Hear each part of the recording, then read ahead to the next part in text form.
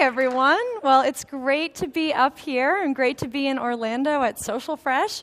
So as mentioned, my name's Jessica Gioglio. I am the social media manager for Dunkin' Donuts. And yes, it is an amazing, exciting job. I actually run a cross-functional team which spans marketing, public relations, advertising, legal, consumer care, and we work together to deliver everything that you see on our social media channels. And I even have my colleague Kevin Vine sitting up front. Wave a little hi, KTV. So we are all the voices as well as the content contributors. So today what I wanted to speak about is our approach to social media and how we celebrate our fans. So I've been with the brand about 4 years now, and there's been one thing that's really remained consistent: our passion for celebrating our community. So if there's one thing I can do today is I'd like to inspire you to take a closer look at your community, understand who your fans are, what motivates them, what their passion points are about your brand, and how you can really harness that power. So without further ado, as you can see here on the screen, we are a brand that's built for social media.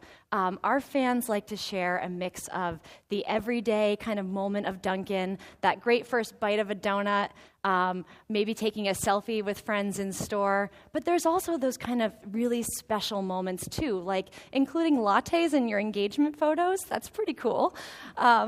Or how about making somebody a 40th birthday sign out of K-Cups? I mean, that's pretty cool. So, we see these moments each and every day, and when we see this kind of content, we know that we have to put together different types of programming, different types of ways to celebrate these individuals and really shine that spotlight on them. As a result of our efforts, so we have quite a following. So it's not just Facebook for us. We have a passionate community across multiple channels. Facebook's our big kahuna, but we do lots of great real-time content across Twitter. We're on YouTube. We have a great blog that shares a lot of stories from across the organization, as well as great recipes. We have Instagram, which we are such a visual brand, and we like to joke when we craft content, there's kind of that lick the screen mentality of it's got to look good to share it on social. And as a result, Instagram is actually one of our fastest growing channels with our community, and we see a ton of hashtag use for around hashtag Dunkin' Donuts. Google Plus, we've hosted hangouts with fans before that have been amazing. We're on Pinterest as well as Vine, which I'll actually share some Vines with you later because we have had a lot of fun and a lot of creativity on Vine with celebrating fans. So, our one driving force on social media is our mantra. We don't own our channels, our fans do. So I'm sure a lot of you in this room, whether you work brand side or agency side, there's a lot of competition for what goes on your social media channels and what you do, right? So I kind of joke that I'm a little bit kind of like the traffic controller of our social media channels. So when I get requests from brand managers or different kind of promotions that people want to run, this is always our driving force. Is it going to be fan-centric? Is it going to appeal to our community? Is it something they're going to want to participate in? If we can't check off those boxes, it's not something we should be putting on our channels. So that's always what keeps me grounded when I'm kind of fielding, the never-ending stream of requests. All right, so I wanted to go through a few lessons and tips that really keep us running. Lesson number 1 is to celebrate your fans. So I mentioned before, we see each and every day this outpouring of fan kind of comments, their experiences in store. But one thing that really strikes me about our fan community is that they love to send pictures and visuals. It's not just text alone. They love sharing with us. So when you have a community that naturally and organically just wants to share with you, you have to create a way to celebrate them. And our Facebook Fan of the Week program is actually our longest running program on social media. It actually predates me joining the brand, so it's probably like 7 years old at this point. And it honestly, it lives in a tab on our Facebook page. We don't put a lot of media behind it. It runs itself. Fans know how to get there. We put out a post each week, and we see this continuous, amazing stream of content. we've had this program for a long time, but we actually have kind of modified it a bit. So now, in addition to being featured as a fan on our Facebook page for an entire week, the fans actually also get placed on our digital billboard in Times Square, which is really cool. And we actually send our agency partners out there each week to take a picture of the fan on the billboard. So they actually get emailed an image file, and they can actually share that across additional social media channels. And come on, how cool is that as a bragging right? My picture up in Times Square for everyone to see. So this program, has done incredibly well. And really has inspired a lot more programming, which I'm going to walk you through. So another program that you might have heard of that we just launched was #MyDunkin. So picture this. My advertising team calls me into a meeting and says, Jessica, we have this great idea. We want to create a TV campaign, TV, radio, out of home, that actually features real fans, real stories sourced from social media.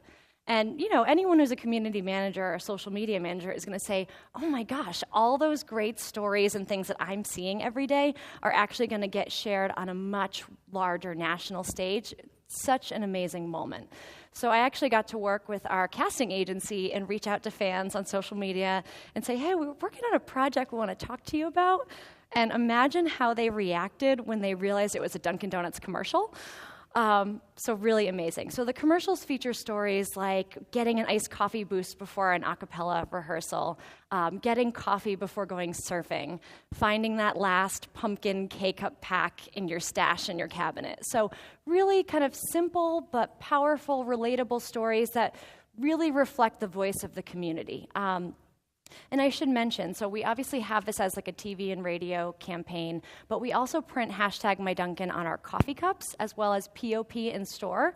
And that was a huge learning because once the cups came out, we saw such a big spike in social media conversation around the campaign as well, because fans that were taking those coffee cup images that I was showing you, now they're tagging #MyDunkin in them. So it's really helped us kind of boost and amplify the campaign.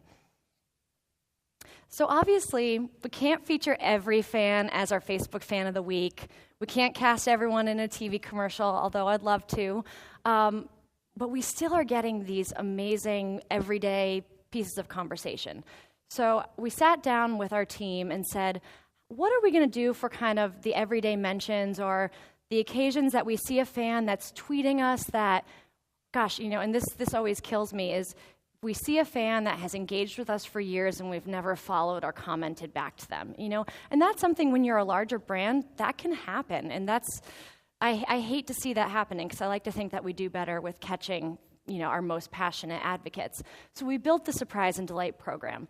And what this is we run a cross-functional team. So I have folks from marketing, PR, advertising, whoever is community managing on the platforms for the day can actually assign a response to a dedicated member of our team who will actually put together a handmade care package.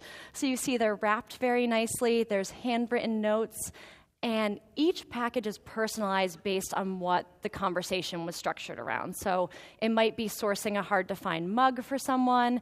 It might be a $5 gift card and some really cool Dunkin' Donuts sunglasses. Could be a T-shirt. Whatever we think that fan will enjoy. And what we found is that fans, are super excited to be reached out to because we just say, hey, we'd love to get your address, send you a little care package as a thanks for being a fan. But they also take pictures of what we send them, which really further reinforces that you should package things very carefully and make it, ready for its close-up. And it's amazing. 9 times out of 10, we see amazing, just this word of mouth. Oh my God, I can't believe Dunkin' sent this to me. Lesson number 2 is embrace your fans as storytellers. So, we just heard a great presentation about really kind of mining your community and your influencers for insights, and I'm a huge believer in that. I'm also a huge believer in looking at how they share your brand visually. Visual storytelling is so important in social media right now, especially with sites like Instagram, Pinterest, and Vine. How are consumers talking about you and visually talking about you? These are all images taken by our fans, and they're gorgeous. And they each tell a little story, like the Dunkin' while kind of cruising around town, running errands in your car, the Dunkin' on the desk moment on Monday morning, that first amazing bite of the donut, or maybe taking a walk on the beach with your coffee.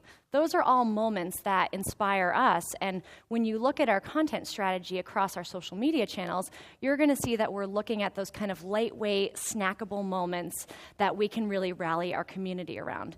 And that's the important takeaway here, is that if your community is serving up this content and you're seeing these themes time and time again, why not craft the kind of content that your community will relate to? So examples might be, every Monday I see tons and tons of tweets and images that are talking about Case of the Mondays. I can't imagine Monday without coffee. That's a content moment. So is this one right here that I want to share with you. So obviously it's summer. It's been super hot across the country. This is something that we saw time and time from fans about talking about getting, a refreshing, moment with their culotta on the weekends. So we crafted this piece of content. We shared it last weekend. It did really well. So, we see a huge, I think what I would like to share with you is that, it's not just about kind of the marketing calendar window. It's really about communicating to fans in the way that they like to be communicated to, and I think this shows that example. Lesson number 3 is seek inspiration from fans for contests and promotions. So I'd like to introduce you to my extremely hot friends over here. So there's something about our brand in Halloween that one might not expect. We see a lot of Halloween costumes. Homemade, DIY, fabulous. I mean, it just makes me smile, the spirit of it. So, we really look at those kind of fan insights and say, well, we're seeing all these great Halloween images. What could we do with that when it comes to contests and promotions? So we actually decided to put our own spin on it because, I think asking people to make homemade Dunkin' Donuts Halloween costumes might be a high barrier to entry, but decorating a coffee cup for Halloween might not be too hard. So we've run this like 2 years now, and it has just done so well. There's something about kind of the DIY and the creative aspect of it that our fans just love. And the one tip that I'll give you is that if you run this kind of contest, we've run this across Twitter and Instagram, if you run it for an entire month, you get all this amazing user-generated content that you can use on your channels for an entire month. So we're able to count down to Halloween with our community. And it's not an everyday thing. We'll sprinkle it in throughout the month so we can talk about other programming. But that's been hugely valuable. And what we've also found is that not everyone might want to go to the effort to create a customized coffee cup, but people enjoyed seeing this content. This kind of content got such a high engagement rate and, really reinforced to me that it's okay if everyone doesn't participate as long as they're enjoying the content you're sharing. And I think, you can look at this as well when you think of a more traditional product promotion. We also ran one called Upgrade Your Sandwich to launch our bakery sandwich line, and that was a more product-focused initiative, but based on fan tweets we saw kind of complaining about their not-so-ideal lunches. They were kind of getting coffee or other things for lunch, but maybe not buying a sandwich to go with it at Dunkin'. And we were able to tell fans to tweet us pictures of their homemade sandwiches that they weren't happy with, like the squished peanut butter and jelly sandwich, or, they didn't have any lunch meat at home, so it's like bread and cheese. And that actually went really well because it played off a theme that we were seeing. So lesson number 4 is the community management piece. So I mentioned to you that we have we have a cross-functional team. There's probably about 8 of us that just from the brand side that are on the channels, plus we have customer service as well. And when I'm training new reps, a lot of what we talk about is kind of good conversation skills equal good social media. So, really talking about listening before you're engaging, being authentic, not monopolizing the conversation, and really kind of encouraging that conversation in voices and being funny and entertaining, but just never inappropriate. So, we heard a lot of this from JetBlue, and I loved how they kind of showed, how to inspire their reps to embrace that fun side of their brand, but also, consistency of brand voice. That's hugely important to us, and I think when you are running a fan-centric strategy, obviously, doesn't take a genius to figure out that responding to your community and even following them is going to be something that shows the community that you care, but it's important to do so in a way that best reflects the brand. So, a lot of what we do is we really want to try and, answer questions and frequently asked questions and reactive questions, but also have fun and use visuals when we can. So this actually is funny. This picture is from a JetBlue photo shoot that we did. We actually did a video on a JetBlue plane. They were nice enough to loan us a plane for the day. But this is something that I'm in this picture, and we just took some goofy pictures towards the end in the terminal, and we ended up using them all the time. So this is one where a fan tweeted saying, "Is there a black market for Dunkin' Donuts' butter pecan or cookie dough syrups? Someone needs to smuggle me some, #life-changing." So, of course, I saw the tweet and said, well, we have to respond to that. We have to do something a little fun, maybe a little cheeky. And so we're going to go ahead and pretend we didn't see this tweet and did the hear no, speak no, see no evil. And I think, for me, when I run a cross-functional team, it's important to really show these kind of examples to our reps. We meet every Monday morning. We go over some of our best responses of the week, and we really want to empower everyone to feel like they can stretch and push and embrace that brand voice, because that's a way to celebrate your fans and keep your community going, is making sure it's fun for them. If they're going to tweet about their Monday morning coffee run, we might as well have a little something back when we respond. And here's another good example. So kind of parlaying with our #MyDunkin campaign, we had a fan tweet us that he proposed to his girlfriend inside a Dunkin' Donuts. Pretty cool. So we actually decided to create a Vine, and I'm going to ask the team if they can show it to you quickly. But we got our agency, Hill Holiday, made this. We reenacted the proposal on Vine. So pretty cute right there. So the point is that, you're not... So you're not going to be able to do this for every single consumer that tweets you, but I think when you can really find those amazing stories and the moment to really, those reach opportunities where you can just reach that bit higher and really kind of, the fan is going out of their way to share this special, hopefully once in a lifetime moment that they had in your store. You've got to do something special. And as seen here, the fan really enjoyed it. And we actually responded in a way to share it to our entire community as a way to just make sure that everyone could join in celebrating and congratulating them together. So lesson number 5 is to add value with personalized content and programming. So a big part of our business that you might not know about is that we are almost 100% franchised. So we actually do not own our restaurants, our franchisees do. So a lot of value for Dunkin' is the local markets we serve. So a huge deal for us is to personalize content and programming to be relevant, whether it's here in Orlando, in Miami, in Boston, in Chicago, because the voice of the brand will have a little bit of a different flavor depending on the community that they're in. So we have regional Twitter handles. We've probably got about 40 of them now. And we also have our market's geo-target content through our Facebook page. So you can see here some examples of the content that they put on. But they also do local partnerships, local programs. Sports is huge for us. And you can't really talk about the Yankees in Boston the way you can in New York, or vice versa with the Red Sox, because fans are just going to not be feeling that. So that's a great way for us to really personalize those messages. And I have to call out here this Lunch with Gronk contest that we ran in Boston. Hysterical. We had these life-size Gronk standees in our stores, and we ran a photo contest locally through the Boston team where fans actually could submit their pictures with the Gronk and for a chance to win a lunch event with him at Gillette Stadium. And Boston.com ran a photo slideshow of 100 of what they deemed the best ones, and each one was more hysterical than the next. One other way I wanted to talk to you about how we personalize content and programming is really we look at what our community likes in terms of interests, whether it's entertainment, whether it's sports, and we really, as we're putting together different media partnerships and integrations that we do, we want to make sure that those community insights and interests really align with who we're partnering with. And one that you might have heard of was the relationship we had with ESPN and the Vine activation that we did. So we partnered with ESPN's Monday Night Countdown, and we actually produced the first in-program Vine billboard ad. And so exclusively from Vine, 6 seconds. It actually aired as you were going to commercial within the program, so it was a first. But what we also decided to do is we decided to, during Monday Night Football, following the program, is recreate a marquee play from the first half of the game using coffee cups.